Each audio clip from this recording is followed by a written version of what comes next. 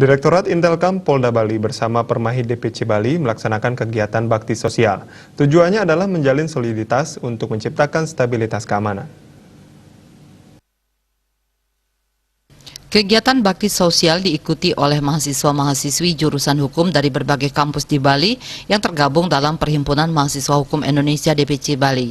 Direktorat Intelkam Polda Bali dan Permahid DPC Bali membagikan sembako secara door-to-door kepada masyarakat yang membutuhkan di Gang Beji, Kesiman, Denpasar.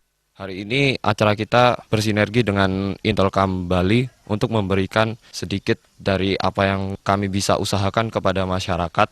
Ya walaupun sedikit, semoga bakti sosial hari ini bisa bermanfaat untuk mereka-mereka yang membutuhkan.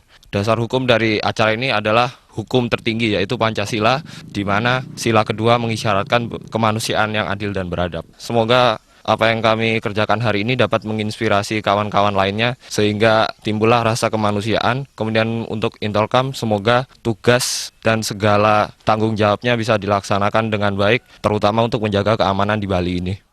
Masyarakat penerima bantuan sangat mengapresiasi bantuan yang diberikan dalam bakti sosial Direktorat Intelkam Polda Bali dan Permahid DPC Bali. Terima kasih kepada Intelkam Polda Bali dan Permahid Bali yang sudah memberikan sumbangan sembako. Semoga makin jaya. Terima kasih banyak.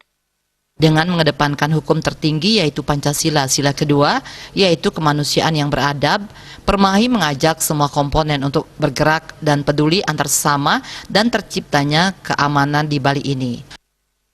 Agung dan Komang melaporkan untuk Bali TV.